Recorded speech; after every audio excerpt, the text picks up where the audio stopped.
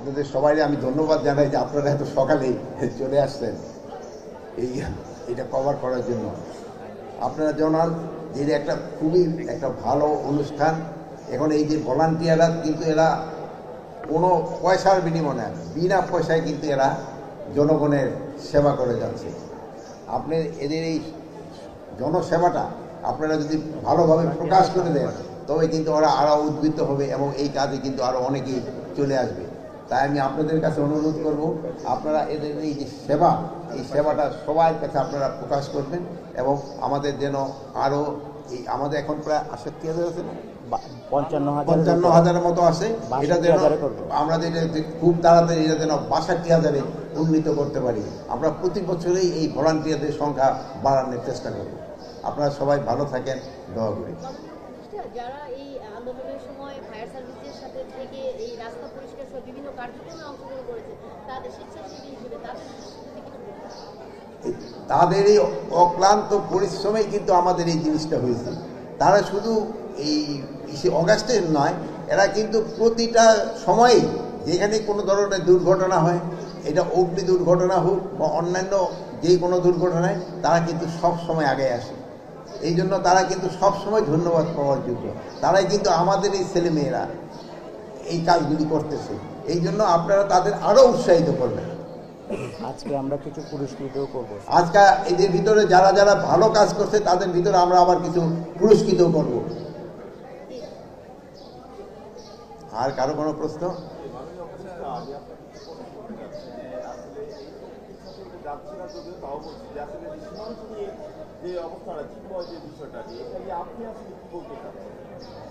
সীমান্তে ওই ধরনের কোনো উত্তেজনা নেই।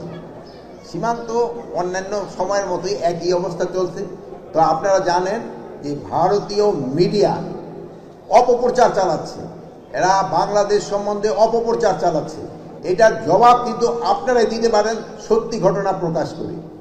এটা ভারতের একটা কি বলবো, মানে এই কবে একটা নগণ্য প্রচার, একটা মিথ্যা প্রচার, এটা অন্য দেশের প্রতি যে করতে পারে এটা শুধু ভারতীয় মিডিয়াই পারে, অন্য কোনো দেশের মিডিয়া মনে হয় এরকম পারে না।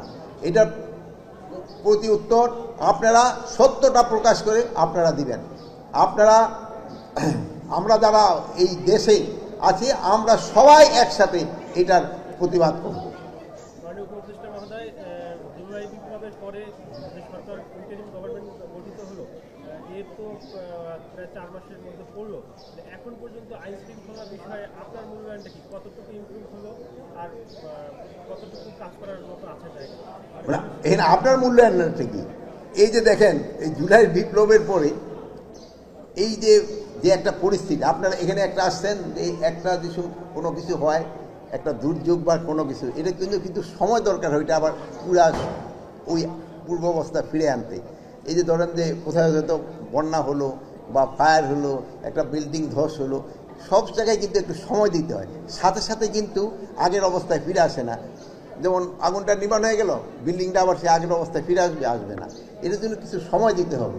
আপনারাও জানেন জুলাই বিপ্লবের পরে যেই পরিস্থিতি ছিল ওই পরিস্থিতি থেকে আমাদের উত্তরণের জন্য সময় দিতে হবে। আগে যে ওই সময় যে পরিস্থিতি ছিল ওর থেকে কি আরও উন্নতি হচ্ছে না? বলেন আপনারা, হয়েছে কি হয়েছে না? হচ্ছে। তা আপনারা বলতেছেন ওর চেয়ে উন্নতি হচ্ছে, তা আস্তে আস্তে আরও উন্নতি হবে। গতকালকে আমরা দেখেছি যে জাতীয় ঐক্যের একটা ডাক দেওয়া হয়েছে, সংলাপ হয়েছে সবার সাথে, প্রধান উপদেষ্টা বসেছেন। সেক্ষেত্রে কি এখন পরিস্থিতি আপনি কি মনে হয় এটা ইতিবাচক একটা প্রভাব ফেলবে দেশের? আমরা যেসব সব একসাথে হব সেসব ডেফিনেটলি এটা একটা ইতিবাচক প্রভাব পড়ে। আপনারা দেখেন যে অনেক সময় ভাইরা যে সময় একটু থাকে আবার একসাথে যে সব হয়ে যায়, এটা তো খুবই একটা ইতিবাচক দিক। আমরা একটা কোনো সমস্যা আমরা সবাই একসাথে কাজ করব, সবাই একসাথে এইটার প্রতিবাদ করব, এটা তো খুবই ভালো দিক, খুবই ভালো দিক। না, কোনো ধরনের উদ্বেগজনক আশঙ্কা নেই, কোনো যুদ্ধ, ওরা বাদ যুদ্ধ করে যাচ্ছে। আপনারা এটার প্রতিবাদ করবেন এবং আপনারা যে সত্যি ঘটনাটা আপনারা প্রকাশ করবেন।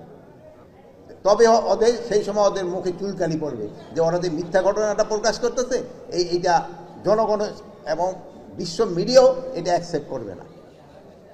মাননীয় উপদেষ্টা পশ্চিমবঙ্গের মুখ্যমন্ত্রী তিনি হচ্ছে গিয়ে বাংলাদেশে আসলে জাতিসংঘের শান্তিরক্ষী বাহিনীর যে মোতায়েনের একটা দাবি জানিয়েছেন, এটার উত্তর আমার মনে হয় ওনার দেশে শান্তিরক্ষী বাহিনী প্রয়োজন, ওই জন্যই উনি বলছে যে ওনার দেশেরটার জন্যই মনে হয় আমাদেরটা ভুলে উনি বুঝতে পারলেন যে বাংলাদেশে দরকার, ওনার দেশে শান্তিরক্ষী বাহিনী এখন প্রয়োজন। ওনার দেশে দেখেন না যে ইসেরা এই কি বলে সংখ্যালঘুরা কীভাবে অত্যাচারিত হচ্ছে, ওই জন্যই মনে হয় উনি ওনার দেশের জন্যই মনে হয় ওইটা চাচ্ছে।